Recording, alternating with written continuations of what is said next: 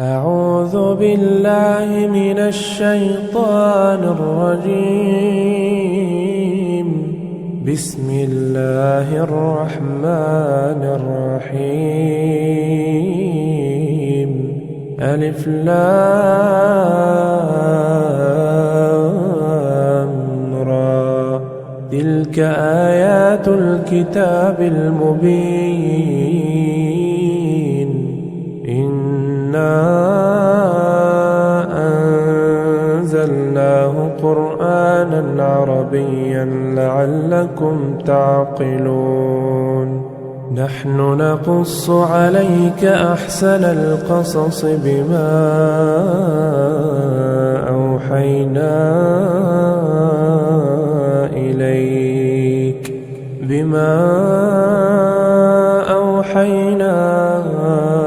إليك هذا القرآن وإن كنت من قبله لمن الغافلين. إذ قال يوسف لأبيه يا أبت إني رأيت 11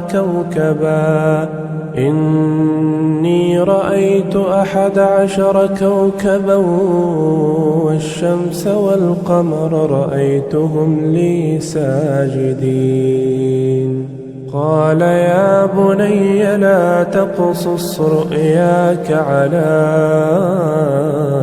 إخوتك فيكيدوا لك كيدا إن الشيطان للإنسان عدو مبين. وكذلك يجتبيك ربك ويعلمك من تأويل الأحاديث ويتم نعمته عليك وعلى آل يعقوب كما أتمها على أبويك من قبل إبراهيم وإسحاق إن ربك عليم حكيم.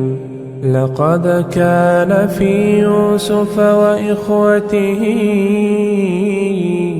آيات للسائلين إذ قالوا ليوسف وأخوه أحب إلى أبينا منا ونحن عصبة إن أبانا لفي ضلال مبين. اقتلوا يوسف أو اطرحوه أرضا يخل لكم وجه أبيكم وتكونوا من بعده قوما صالحين. قال قائل منهم لا تقتلوا يوسف وألقوه في غيابة الجب يلتقطه بعض السيارة إن كنتم فاعلين. قالوا يا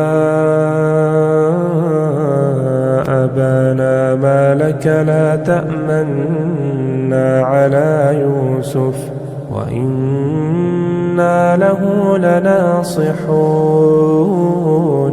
أرسله معنا غدا يرتع ويلعب وإنا له لحافظون. قال إني ليحزنني أن تذهبوا به وأخاف أن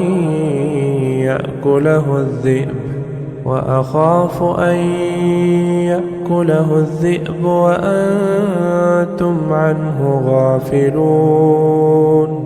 قالوا لئن أكله الذئب ونحن عصبة إنا إذا لخاسرون فلما ذهبوا به وأجمعوا أن يجعلوه في غيابة الجب وأوحينا إليه لتنبئنهم بأمرهم هذا وهم لا يشعرون وجاءوا أباهم عشاء يبكون قالوا يا أبانا إنا ذهبنا نستبق وتركنا يوسف عند متاعنا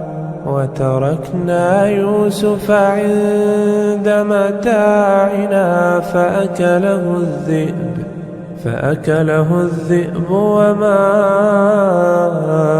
أنت بمؤمن لنا ولو كنا صادقين وجاءوا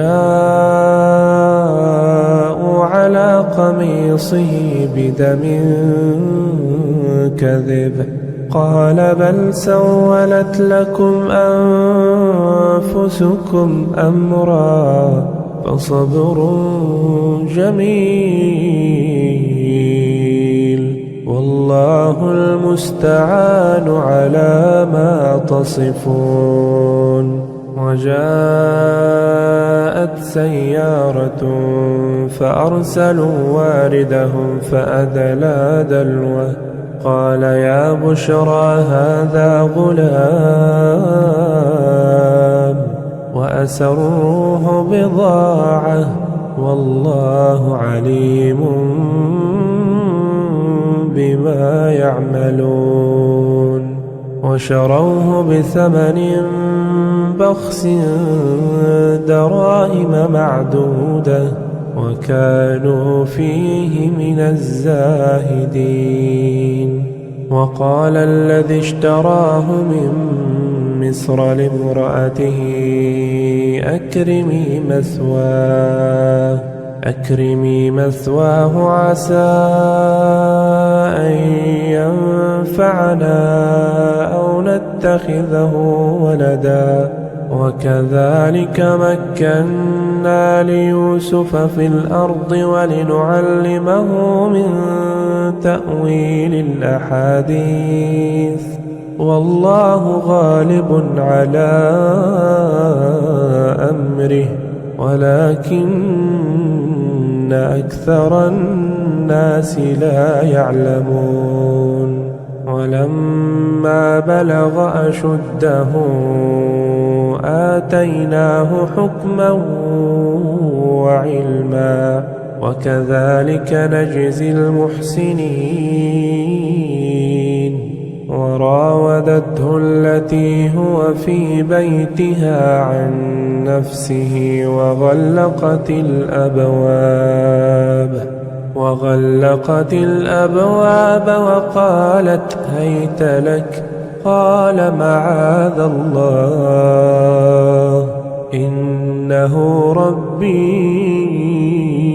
أحسن مثواي إنه لا يفلح الظالمون ولقد همت به وهم بها لولا أن رأى برهان ربه كذلك لنصرف عنه السوء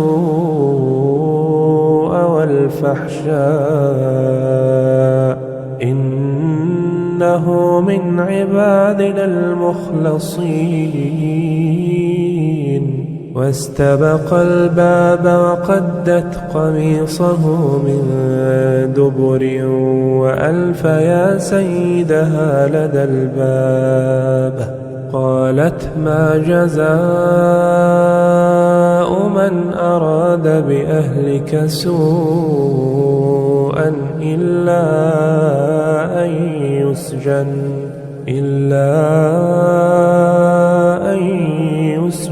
أو عذاب أليم. قال هي راودتني عن نفسي وشهد شاهد من أهلها إن كان قميصه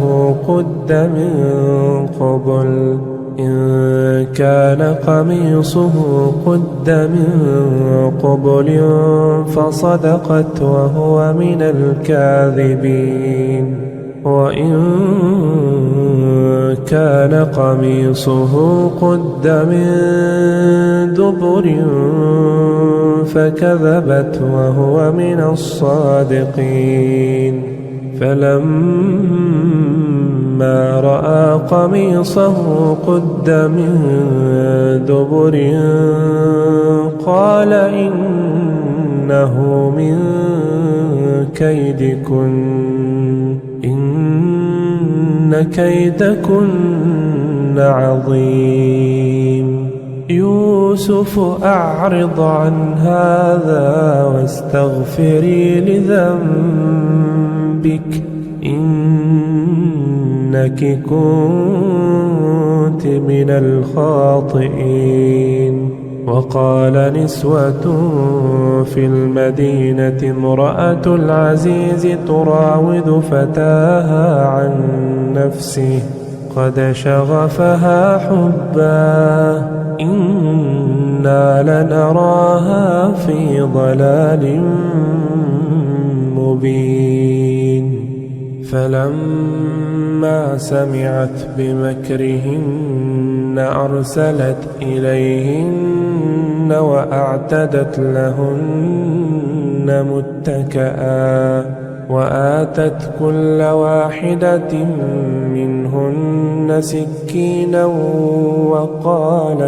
وقالت اخرج عليهن. فلما رأينه أكبرنه وقطعن أيديهن وقلن حاش لله ما هذا بشرا إن هذا إلا ملك كريم. قالت فذلكن الذي لمتنني فيه ولقد راودته عن نفسه فاستعصم ولئن لم يفعل ما آمره ليسجنن وليكون من الصاغرين. قال رب السجن أحب إلي مما يدعونني إليه وإلا تصرف عني كيدهن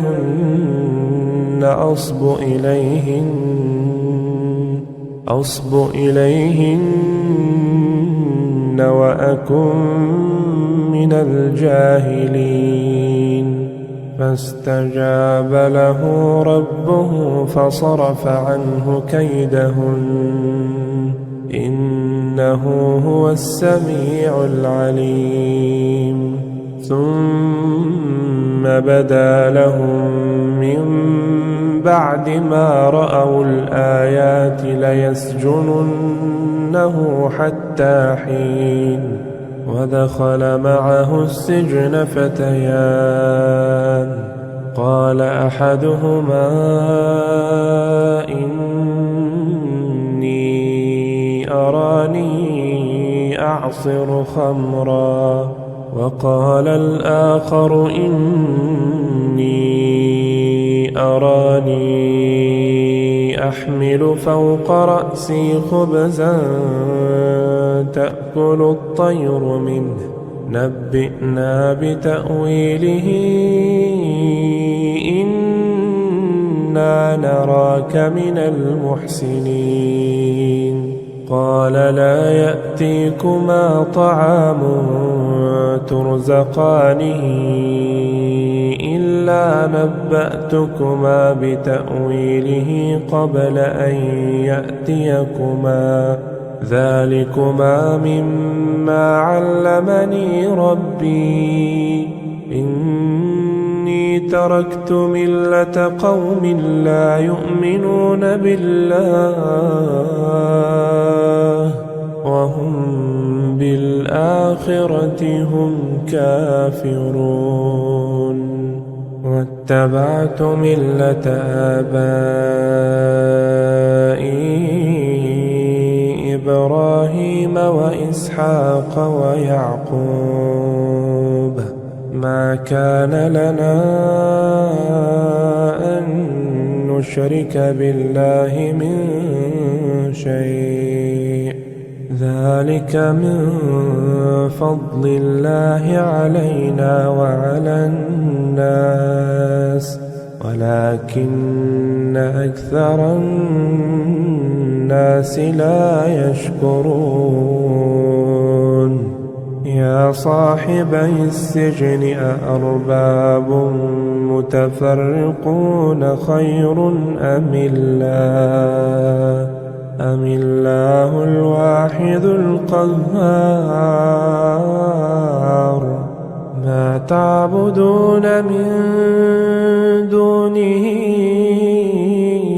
إلا أسماء سميتموها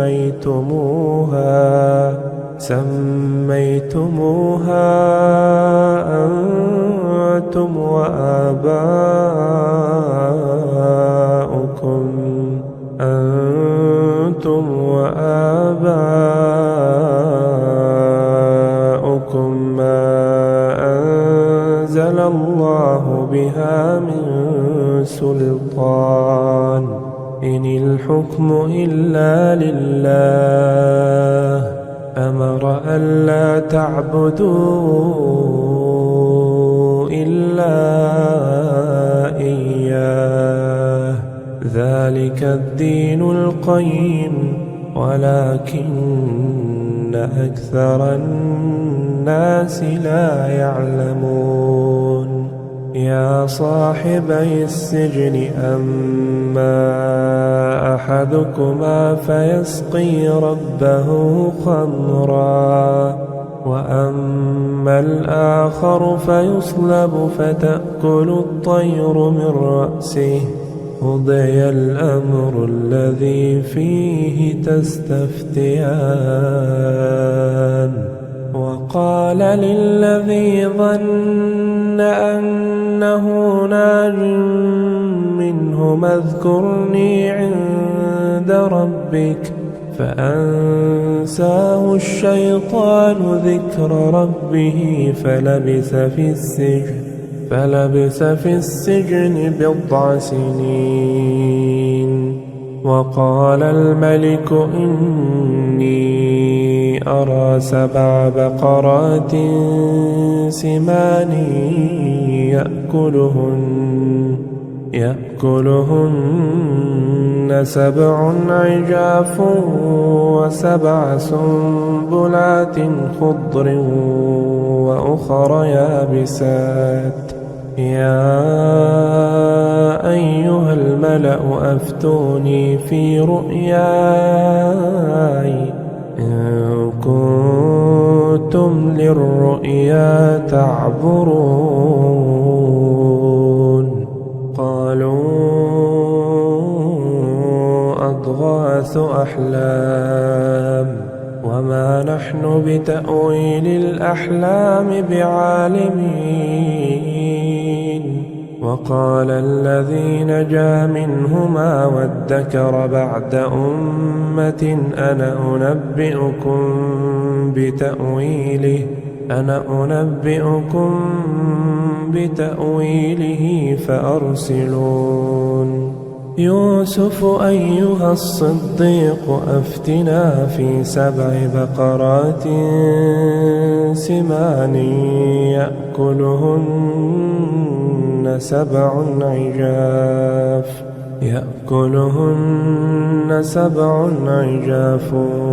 و7 سنبلات سنبلات خضر وأخر يابسات لعلي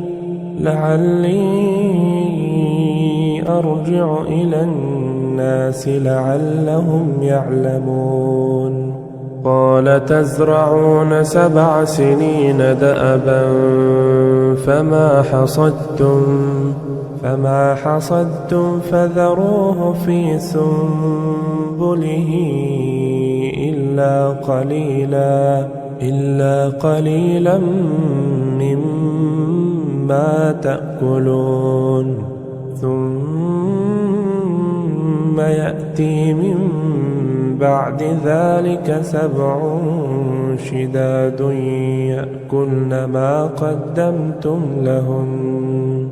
يأكلن ما قدمتم لهن إلا قليلا مما تحصنون.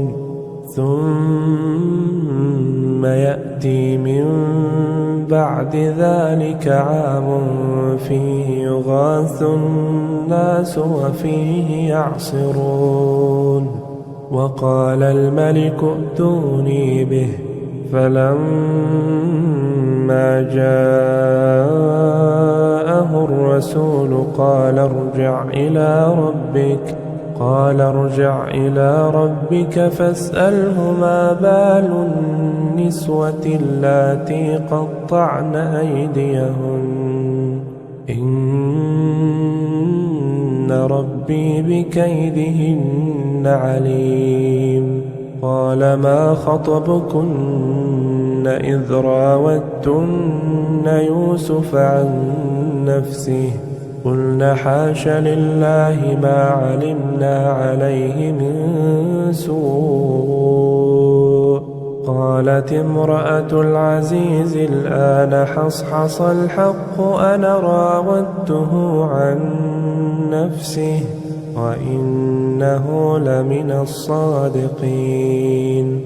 ذلك ليعلم أني لم أخنه بالغيب وأن الله لا يهدي كيد الخائنين. وما أبرئ نفسي إن النفس لأمارة بالسوء إلا ما رحم ربي إن ربي غفور رحيم. وقال الملك ائتوني به أستخلصه لنفسي. فلما كلمه قال إنك اليوم لدينا مكين أمين. قال جعلني على خزائن الأرض إني حفيظ عليم. وكذلك مكنا ليوسف في الأرض يتبوأ منها حيث يشاء نصيب برحمتنا من نشاء ولا نضيع أجر المحسنين. ولأجر الآخرة خير للذين آمنوا وكانوا يتقون. وجاء إخوة يوسف فدخلوا عليه فعرفهم وهم له منكرون. ولما جهزهم بجهازهم قال ائتوني بأخ لكم من أبيكم ألا ترون أني أوفي الكيل وأنا خير المنزلين. فإن لم تأتوني به فلا كيل لكم عندي ولا تقربون. قالوا سنراود عنه أباه وإنا لفاعلون. وقال لفتيانه اجعلوا بضاعتهم في رحالهم لعلهم يعرفونها إذا انقلبوا إلى أهلهم لعلهم يرجعون. فلما رجعوا إلى أبيهم قالوا يا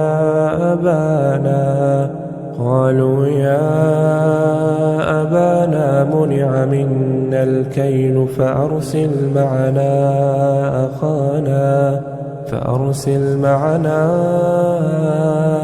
أخانا نكتل وإنا له لحافظون. قال هل آمنكم عليه إلا كما أمنتكم على أخيه من قبل فالله خير حافظا وهو أرحم الراحمين. ولما فتحوا متاعهم وجدوا بضاعتهم ردت إليهم قالوا يا أبانا ما نبغي هذه بضاعتنا ردت إلينا ونمير أهلنا ونحفظ أخانا ونزداد كيل بعير ذلك كيل يسير. قال لن أرسله معكم حتى تؤتون موثقا من الله لتأتونني به إلا أن يحاط بكم. فلما آتوه موثقهم قال الله على ما نقول وكيل. وقال يا بني لا تدخلوا من باب واحد وادخلوا من أبواب متفرقة وما أغني عنكم من الله من شيء إن الحكم إلا لله عليه توكلت وعليه فليتوكل المتوكلون. ولما دخلوا من حيث أمرهم أبوهم ما كان يغني عنهم من الله من شيء إلا حاجة في نفس يعقوب قضاها وإنه لذو علم لما علمناه ولكن أكثر الناس لا يعلمون. ولما دخلوا على يوسف آوى إليه أخاه قال إني أنا أخوك فلا تبتئس بما كانوا يعملون. فلما جهزهم بجهازهم جعل السقاية في رحل أخيه ثم أذن مؤذن أيتها العير إنكم لسارقون. قالوا وأقبلوا عليهم ماذا تفقدون قالوا نفقد صواع الملك ولمن جاء به حمل بعير وأنا به زعيم. قالوا تالله لقد علمتم ما جئنا لنفسد في الأرض وما كنا سارقين. قالوا فما جزاؤه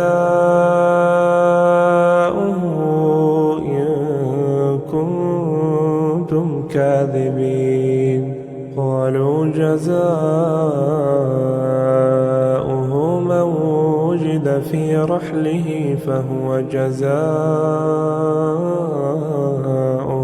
كذلك نجزي الظالمين. فبدأ بأوعيتهم قبل وعاء أخيه ثم استخرجها من وعاء أخيه كذلك كدنا ليوسف ما كان ليأخذ أخاه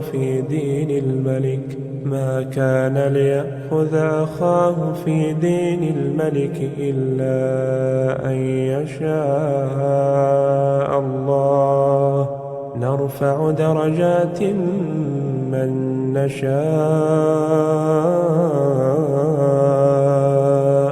وفوق كل ذي علم عليم. قالوا إن يسرق فقد سرق أخ له من قبل فأسرها يوسف في نفسه ولم يبدها لهم قال أنتم شر مكانا والله أعلم بما تصفون. قالوا يا أيها العزيز إن له أبا شيخا كبيرا فخذ أحدنا مكانه إنا نراك من المحسنين. قال معاذ الله أن نأخذ إلا من وجدنا متاعنا عنده إنا إذا لظالمون.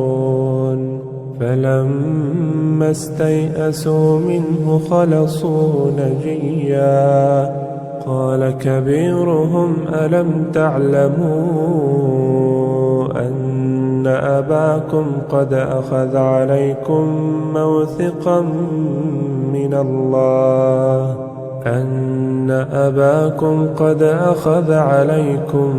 موثقا من الله ومن قبل ما فرطتم في يوسف فلن أبرح الأرض حتى يأذن لي أبي أو يحكم الله لي وهو خير الحاكمين.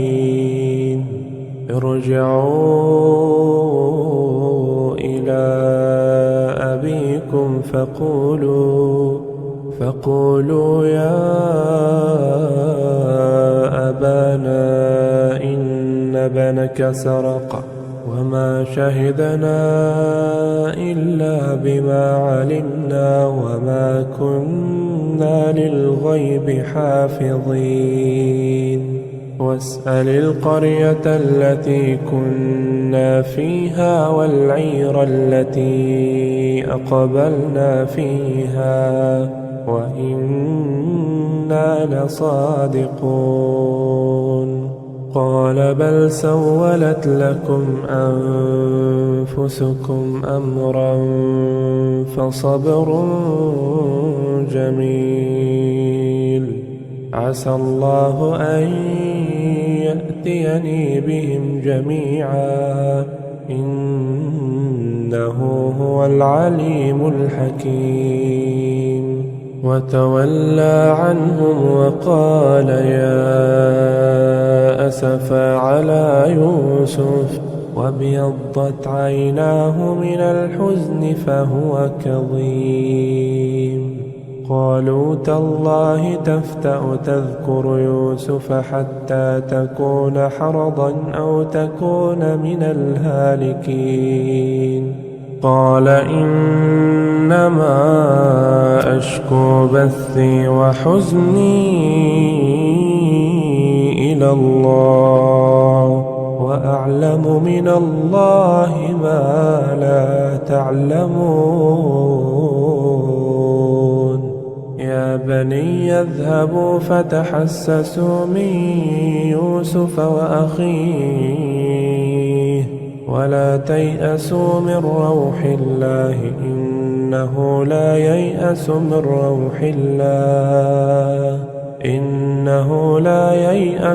روح الله إلا القوم الكافرون. فلما دخلوا عليه قالوا يا أيها العزيز مسنا وأهلنا الضر وجئنا ببضاعة مزجاة فأوف لنا الكيل وتصدق علينا إن الله يجزي المتصدقين. قال هل علمتم ما فعلتم بيوسف وأخيه إذ أنتم جاهلون؟ قالوا أئنك لأنت يوسف؟ قال أنا يوسف وهذا أخي قد من الله علينا إنه من يتق ويصبر فإن الله لا يضيع أجر المحسنين. قالوا تالله لقد آثرك الله علينا وإن كنا لخاطئين. قال لا تثريب عليكم اليوم يغفر الله لكم وهو أرحم الراحمين. اذهبوا بقميصي هذا فألقوه على وجه أبي يأت بصيرا وأتوني بأهلكم أجمعين. ولما فصلت العير قال أبوهم إني لأجد ريح يوسف لولا أن تفندون. قالوا تالله إنك لفي ضلالك القديم. فلما أن جاء البشير ألقاه على وجهه فارتد بصيرا. قال ألم أقل لكم إني أعلم من الله ما لا تعلمون؟ قالوا يا أبانا استغفر لنا ذنوبنا إنا كنا خاطئين. قال سوف أستغفر لكم ربي إنه هو الغفور الرحيم. فلما دخلوا على يوسف آوى إليه أبويه وقال ادخلوا مصر إن شاء الله آمنين.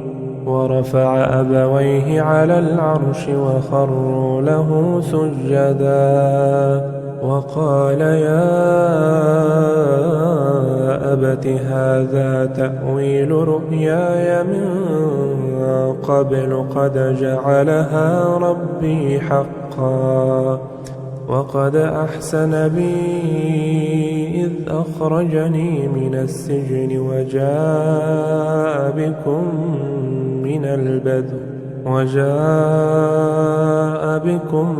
من البدو من بعد أن نزغ الشيطان بيني وبين إخوتي إن ربي لطيف لما يشاء إنه هو العليم الحكيم.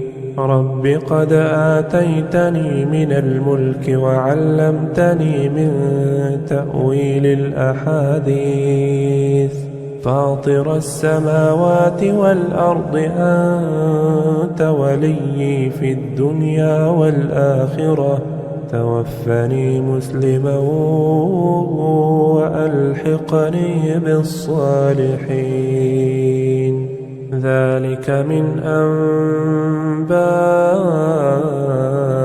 الغيب نوحيه إليك وما كنت لديهم إذ أجمعوا أمرهم وهم يمكرون وما أكثر الناس ولو حرصت بمؤمنين وما تسألهم عليه من أجر إن هو إلا ذكر للعالمين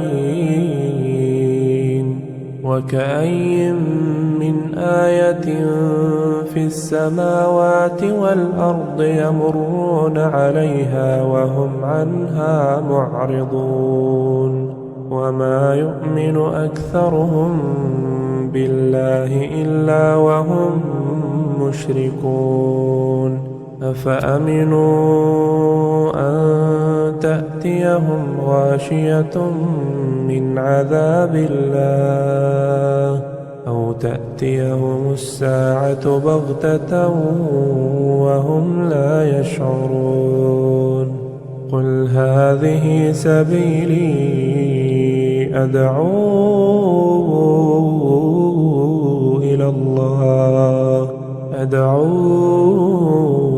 إلى الله على بصيرة أنا ومن اتبعني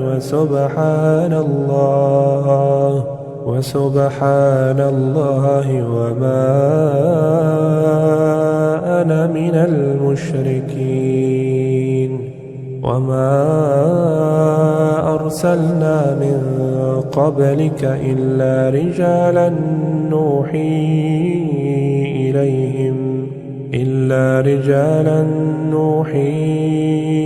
إليهم من أهل القرى أفلم يسيروا في الأرض فينظروا كيف كان عاقبة الذين من قبلهم ولدار الآخرة خير للذين اتقوا أفلا تعقلون حتى إذا استيأس الرسل وظنوا أنهم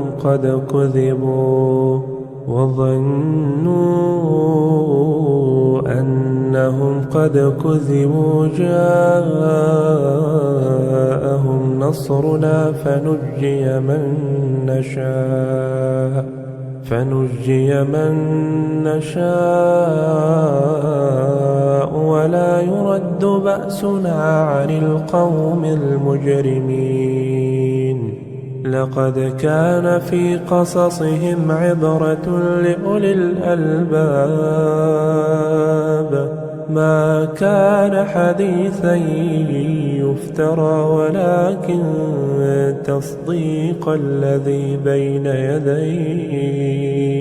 ولكن تصديق الذي بين يديه وتفصيل كل شيء وهدى ورحمة لقوم يؤمنون